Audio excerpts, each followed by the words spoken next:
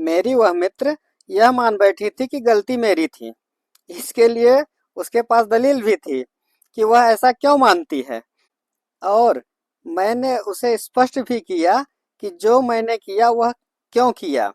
मेरे पास इसके लिए अपनी दलील थी कि मुझे क्यों लगता है कि मैं गलत नहीं हूँ, और उसके पास अपनी दलील थी कि उसे क्यों लगता है कि मेरा स्पष्टीकरण मेरी बात को सही साबित नहीं कर पा रहा है।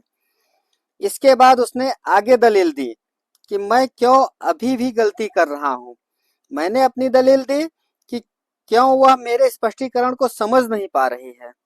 मैंने आगे दलील दी कि अभी भी मेरी बात सही क्यों है। वह मुझे गलत साबित करने पर तुली हुई थी और मैं स्वयं को सही साबित करने पर अड़ा हुआ था।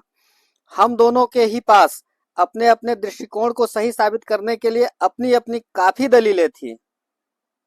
वह मुझे ईमेल भेजता है जिसमें वह मेरी आलोचना करता है, और मैं उसके आरोपों को नकारते हुए उसे अपना जवाब भेज देता हूँ।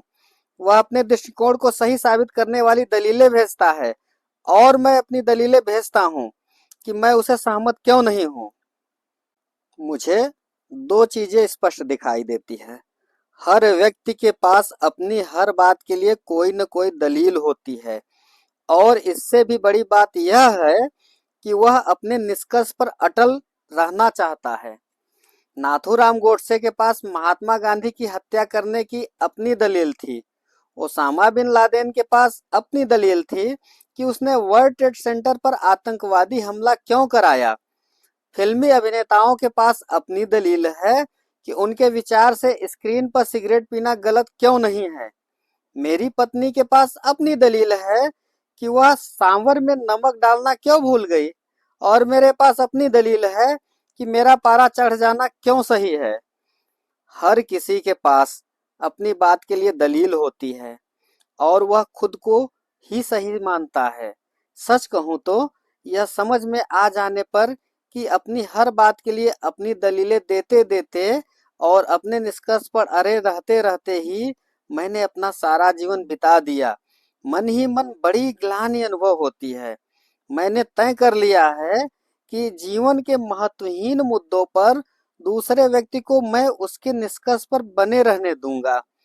इस प्रकार से मैं अपनी मेहनत, समय और ऊर्जा काफी हद तक बचा लूंगा, और दबाव में आने से भी बचा रहूंगा।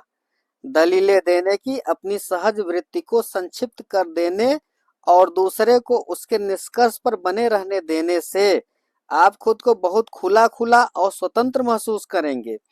लेकिन ऐसा केवल महत्वहीन मुद्दों पर ही करना चाहिए। और बढ़िया बात यह है कि हमारे सारे मुद्दों में से 90% से अधिक मुद्दे महत्वहीन ही होते हैं। क्या इस बारे में आपकी राय कुछ और है? कोई बात नहीं, आप अपनी राय पर बने रह सकते हैं।